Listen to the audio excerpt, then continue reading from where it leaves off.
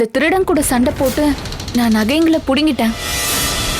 அதாம்மா இவ்ளோ நேரமாயி போச்சு.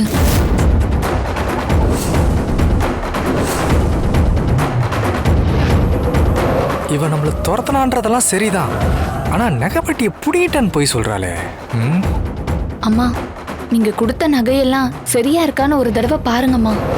அதெல்லாம் சரியாதாம்மா இருக்கும். மம்மி, எதுக்கும் ஒரு முறை செக் பண்ணி பாத்துருங்க.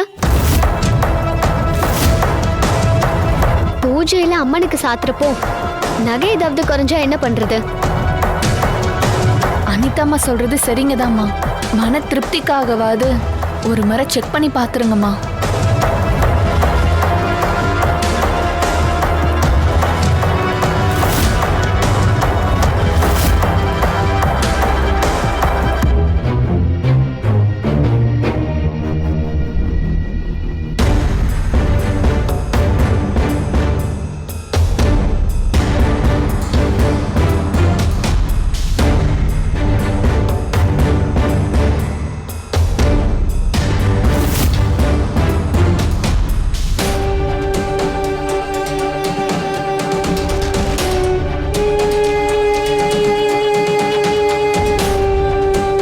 நான் சக்தி கிட்ட என்னெல்லாம் நகைங்களை கொடுத்து விட்டனோ அது எல்லாமே அப்படியே இருக்கு, எதுவுமே குறையல.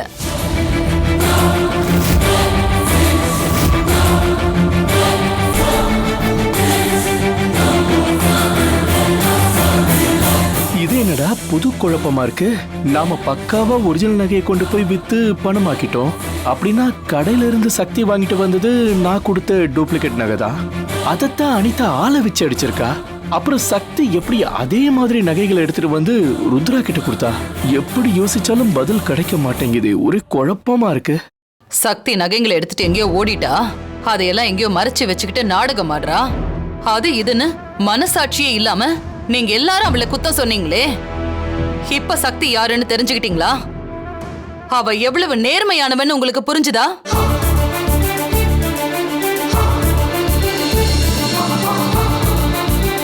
தன்னோட உயிரை பணையம் வச்சு நம்ம வீட்டுக்காக இந்த நகைங்களை மீட்டு கொண்டு வந்திருக்கா.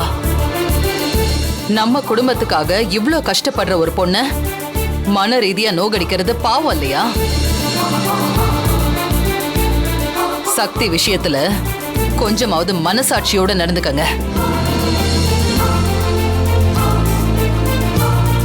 சக்தி, அம்மா, இந்த நகைங்களை எல்லாம் எடுத்துட்டு போய் சாமி ரூம்ல வைமா. சரிங்கம்மா.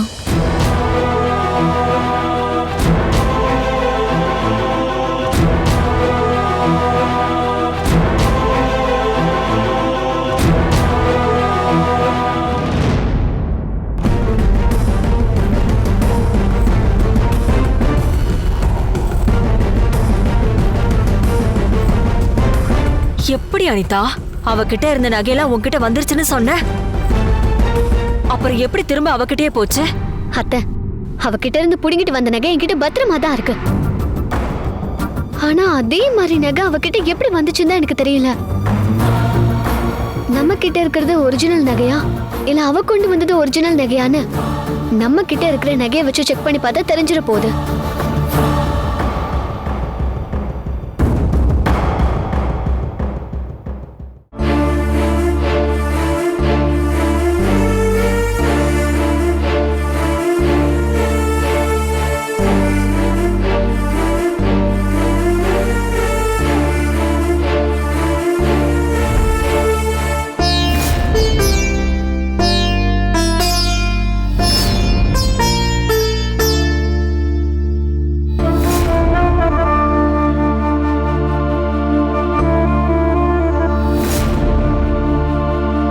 என்னம்மா சக்தி இங்கே நின்னுட்ட? வா, உள்ள வா.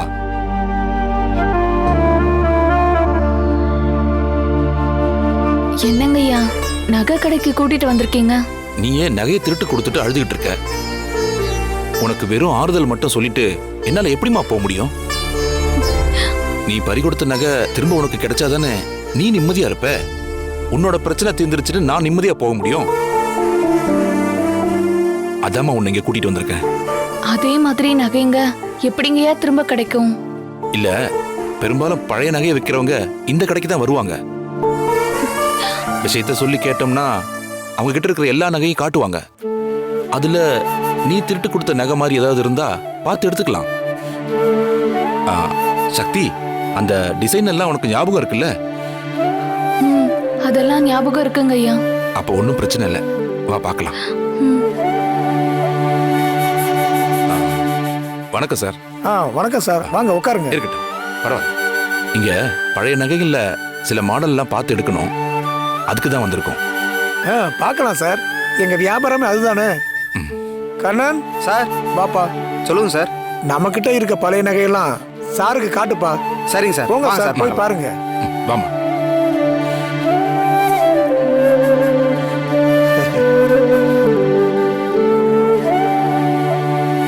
ஆமா, வாங்க உட்காருங்க சார்.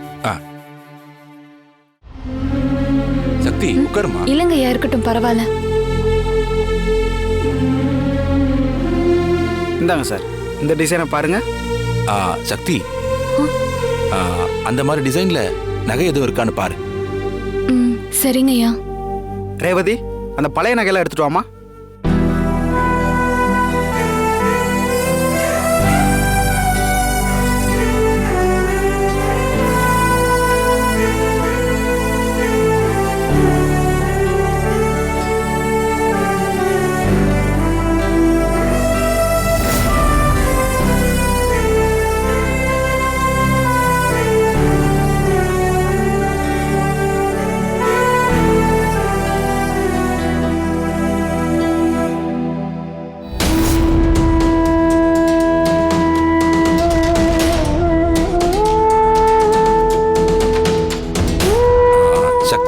உனக்கு அந்த நகையெல்லாம் கரெக்டா ஞாபகம் இருக்குல்ல?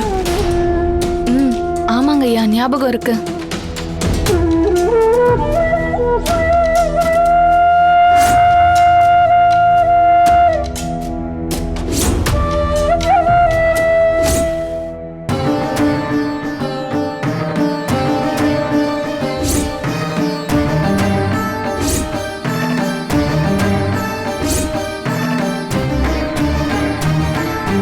சக்தி, ஞாபகம் இருக்குல்ல? ஞாபகம் இருக்குங்க ஐயா. ரொம்ப நல்லதுமா.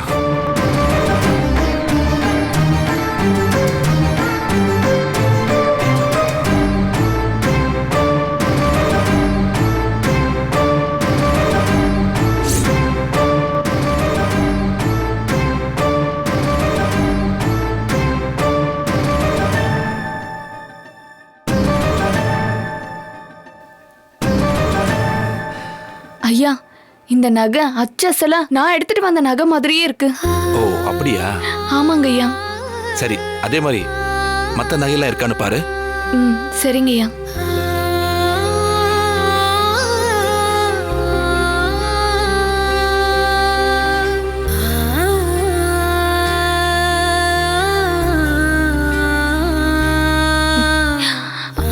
இதுவும்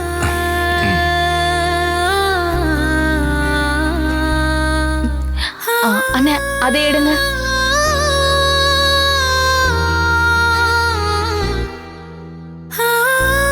ஐயா, இந்த நகையும் எடுத்துக்கலாம். அவர்கிட்ட கொடு. இதுல ஏதாவது இருக்கா பாருமா.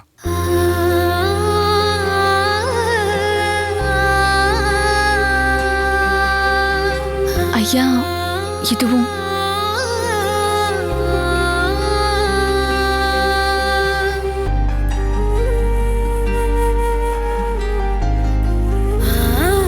ஐயா, இதுவும்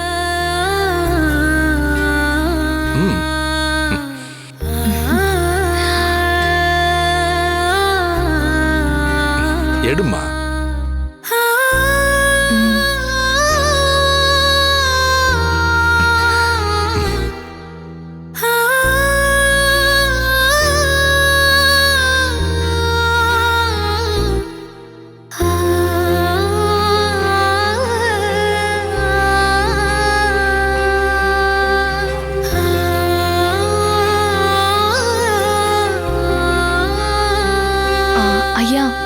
எல்லாம் இருக்கு, ஆனா ஒட்டியான மட்டும் இல்ல. ஓ, தம்பி, ஒட்டியான இருந்தா எடுத்து கொடுப்பா. இருங்க சார், எடுத்துட்டு வரேன். சரி.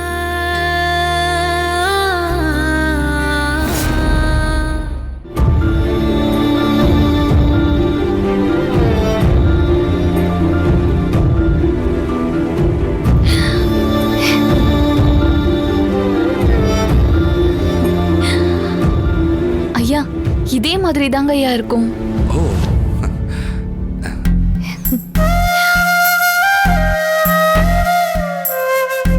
அவ்வளவுதாங்க ஐயா. ருத்ராமா என்கிட்ட கொடுத்து விட்ட நகைங்க எல்லாமே கிடைச்சிருச்சு. ரொம்ப சந்தோஷம். என்னால நம்பவே முடியலங்க ஐயா. நான் பறி கொடுத்த நகைங்க எல்லாமே ஒரே இடத்துல கிடைச்சது எனக்கு ஆச்சரியமா இருக்கு. சக்தி, இந்த மாதிரி சாமி நகை எல்லாம் ஐதீக முறைப்படி எல்லாரும் ஒரே மாதிரி தான் செய்வாங்க. யாரோ ஒருத்தர் வசதியா இருந்த காலத்துல அம்மனுக்கு செஞ்சு சாத்தி இருப்பாங்க. ஆனா கஷ்டகாலம் வர்றப்ப வேற வழி இல்லாம அதை கொண்டு வந்து இங்க வித்திருப்பாங்க. எப்படியோம்மா, நீ திருட்டு கொடுத்த நகை மாதிரியே எல்லாம் கிடைச்சிருச்சுல்ல, அதுவே போதும்மா. தம்பி, இந்த நகையெல்லாம் எவ்வளவு ஆச்சுன்னு பார்த்து பில் போடுங்க. போட்டுடலாம் சார்.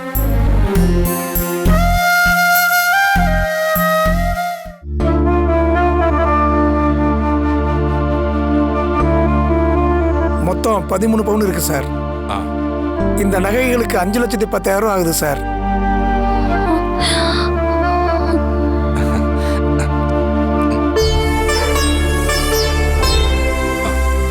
ஸ்வைப் பண்ணிடுங்க. Okay sir. இந்தாப்பா. அந்த நகையெல்லாம் எடுத்துக்கிறேன் சார்.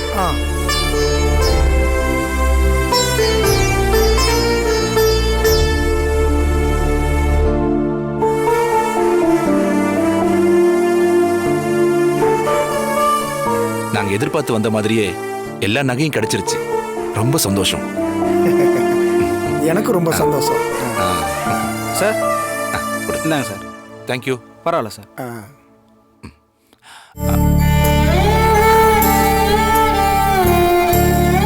இந்தம்மா சக்தி, நீ வீட்டில இருந்து எடுத்துட்டு வந்த பாக்ஸ் இந்த மாதிரி தானே இருந்துச்சு?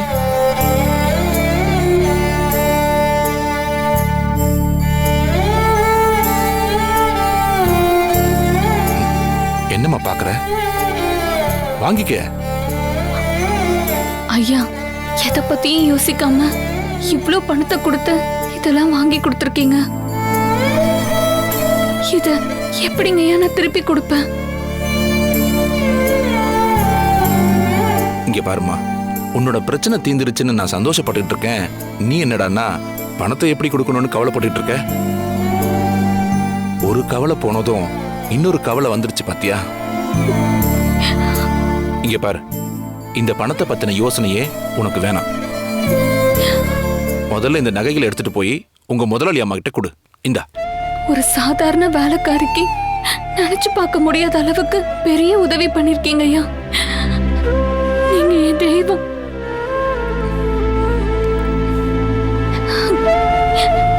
இந்த பணத்தை எப்படியாவது கொஞ்சம் கொஞ்சமா கொடுத்து நான் கழிச்சிடுறேங்க ஐயா. அதெல்லாம் ஒண்ணும் வேணாமா. தன்னோட பொண்ணுக்கு நகை வாங்கி கொடுத்துட்டு அதுக்கான பணத்தை திருப்பி வாங்கணும்னு எந்த அப்பனாவது நினைப்பானா? நான் தான் உங்ககிட்ட சொல்லியிருக்கேன்லம்மா, நீ எனக்கு ஒரு பொண்ணு மாதிரி தானே. அப்படி நினைச்சுதாம்மா இந்த நகைங்களுக்கு நான் பணம் கொடுத்தேன். இது கடன் கிடையாதும்மா. அப்பா ஸ்தானத்துல இருந்து உனக்கு பண்ண வேண்டிய கடமை தான் நான் பண்ணியிருக்கேன். உண்மையாவே நீங்க என்னோட அப்பாவா இருந்திருந்தா எப்படி இருக்கும்? இல்ல என் அப்பா உங்களை மாதிரியே பாசமா இருந்தா எப்படி இருக்கும்? நீங்க என் மேல வச்சிருக்கிற பாசத்துக்கும் நீங்க எனக்கு பண்ணிருக்கிற உதவிக்கும் நான் சாகுற வரைக்கும் நன்றி உள்ளவளா இருப்பேங்க ஐயா. சக்தி, என்னம்மா இதெல்லாம்? இதுக்கு ஏன் காலில் விடுற? இங்க பாரு, உன் முதலாளி அம்மா உன்னை நம்பி விளக்கு பூஜை பொறுப்பை உங்ககிட்ட ஒப்படைச்சிருக்காங்க. முதல்ல அந்த வேலையை போய் சந்தோஷமா பாரு. புடிமா, வாங்கிக்கமா.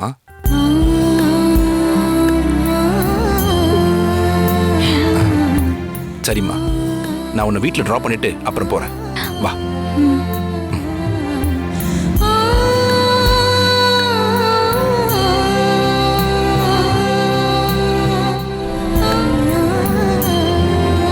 பூமிநாதன் ஐயா ரூபத்துல வந்து இந்த நகைங்களை மீட்டு கொடுத்ததுக்கு ரொம்ப நன்றி தாயே.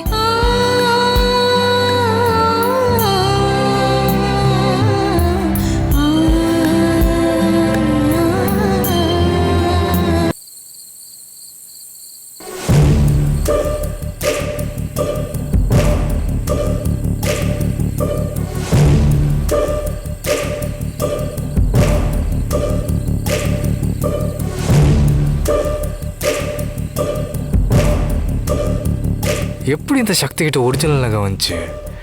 நாம தான் அவகிட்ட இருந்து திருடிட்டு வந்துட்டோம். எப்படி நகை மாறுச்சு? ஒருவேளை யாராவது திருடிட்டு போயிடுவாங்கன்னு தெரிஞ்சு ஒரிஜினல் நகையெல்லாம் ஒளிச்சு வச்சுட்டு டூப்ளிகேட் நகை எடுத்துட்டு வந்திருப்பாளோ? இவன் இங்க இன்னும் என்ன பண்ணிக்கிட்டு இருக்கான்? டியூட்டி முடிஞ்சு வீட்டுக்கு போயிருக்கணுமே. அனிதா அனிதா வேற வரா? நமக்கு தெரியாம ஏதோ ஒண்ணு நடக்குது. சாரி அனிதா மேடம், எங்க தப்பு நடந்துச்சுனே தெரியல, அதான் யோசிச்சுட்டு இருக்கேன். உங்களுக்கு ஏதாவது தெரிஞ்சுதா?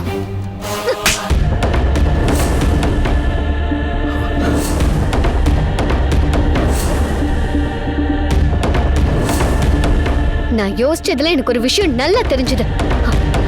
உன்ன மாதிரி ஒரு முட்டாள நம்பினது எவ்வளவு தப்புன்னு தெரிஞ்சது. உன்னை நம்பினதுக்கு என் மம்மி முன்னாடி என்ன பெருசா அவமானப்பட வச்சுட்ட. உன்னெல்லாம் பார்த்து அப்படி கொல்லலாம் போல இருக்கு. உன்னெல்லாம் என் முன்னாடி சரிக்கு சமமா நிக்க வச்சு பேசுறதே தப்பு. போய் ஒரு டிரைவரோட ஐடியாவை கேட்டேன் பாரு, என்ன சொல்லணும். இனிமே ஐடியா சொல்றேன், பிளான் சொல்றேன்னு முன்னாடி எல்லாம் வந்துடாத. ஆளும் மூஞ்சியும் நிக்கிறான் பாரு. தப்பு என் மேல இல்ல, என் வேலையை நான் சரியா தான் செஞ்சேன். தப்பு வேற எங்கேயோ நடக்குது மேடம். சக்திக்கு தொடர்ந்து வேற எங்கேருந்து சப்போர்ட் கிடைக்குது மேடம். அது யாரு என்னன்னு கண்டுபிடிச்சாதான் சக்தியை காலி பண்ண முடியும். இல்லைனா அடுத்து நீங்களா ஒரு பிளான் பண்ணா கூட சக்தியை உங்களால ஒண்ணுமே பண்ண முடியாது. நல்லா யோசிச்சு பாருங்க. டூப்ளிகேட் நகையை கொண்டு வந்து கொடுத்ததும் இல்லாம அந்த வேலைக்காரிக்கு யாரோ ரகசியமா வேலை பாக்குறாங்கன்னு வேற சொல்ற. யாருக்கிட்ட கதை விட்டுட்டு இருக்க? நான் சொல்றது உண்மை மேடம். நான் சொல்றதை நீங்க புரிஞ்சுக்கலனா உங்க அடுத்த பிளானும் ஊத்திக்கும். இது உங்களுக்கு வார்னிங்காவே சொல்றேன். வாயை திறக்காத. நீ வாயை திறந்தா எல்லாம் போய் எல்லாம் ஃப்ராடு. சக்தி கிட்ட நகையை திருடிட்டு வரேன்னு சொல்லிட்டு வேற ஏதோ ஃப்ராடு தனம் பண்ணி டூப்ளிகேட் நகையெல்லாம் கொண்டு வந்து என்ன ஏமாத்திருக்கேன். மேடம், தயவு செஞ்சு என்ன சந்தேகப்படாதீங்க. நீங்க என்ன அடிச்சது கூட என்னால் தாங்கிக்க முடியும். ஆனா நீங்க என்ன சந்தேகப்படுறதை என்னால் தாங்கிக்கவே முடியாது மேடம். சக்தியை ஒழிச்சு கட்டிட்டு உங்ககிட்ட நல்ல பேர் வாங்கணும்னு நினைக்கிறவன் நான் எப்படி மேடம் உங்களை ஏமாத்தணும்னு நினைப்பேன்? என்னதான் பிளான் பண்ணாலும் சக்தி கடைசி நேரத்தில் தப்பிச்சு தொலைச்சிடறான்னா அந்த மர்மம் தான் என்னன்னு புரியல மேடம். ஆனாலும் அடுத்த பிளான்ல சக்தியை காலி பண்ணியே ஆகணுன்ற முடிவில் இருக்கேன். இந்த ஐடியா ஃபெயிலியர் ஆனதுல உங்களை விட நான் தான் அதிகமாக ஃபெட்டப் ஆயிருக்கேன். ஹே, ஓவரா சீன் போடாத. எத்தனை நாளைக்கு தான் வாயிலே வடை சுட்டுட்டு இருப்ப? இனி உன்னை நான் நம்பி ஏமாற மாட்டேன். புத்தி மட்டும் இல்லனா உன்னெல்லாம் 4 கால ஜீவன் கூட மதிக்காது. உன் மதிப்பே அவ்வளவுதான். இனிமே ஐடியா வச்சிருக்கேன், பிளான் பண்றேன்னு ஏதாவது மொக்கையா வந்து என்கிட்ட நிக்காத. சரிங்க அனிதா மேடம். அனிதா மேடமா? இனி அப்படி சொன்ன உன் வாயை கிழிச்சிருவேன். Only call me madam. Okay? சரிங்க மேடம்.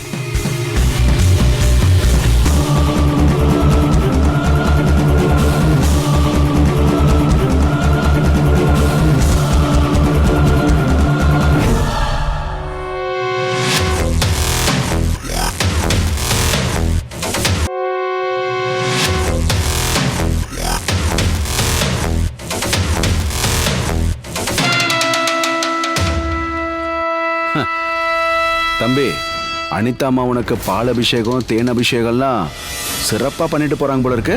சார், நீங்கள் தான் என்னை வேலைக்கே சேர்த்து விட்டீங்க. நான் அடி வாங்கினா நீங்கள் வருத்தப்படணும் சார். சந்தோஷப்படுறீங்க. நீங்கள் கொடுத்த அசைன்மெண்ட்டை முடிக்க தான் நான் இங்கே வந்திருக்கேன். இப்போ நீங்களே என்னை வெறுப்பேற்றுறீங்களா சார்? ஏன் தம்பி, நீ நான் கொடுத்த அசைன்மெண்ட் மட்டுமா செய்யற? வேற எதையோ செய்யறல்ல. எனக்கு உண்மை தெரியாதுன்னு நினைச்சுக்கிட்டு இருக்கியா? இந்த ஆள் எதையாவது கண்டுபிடிச்சிட்டானா? நீ எல்லாம் சொன்னா சொல்ற வேலையை செய்யற ஆளா?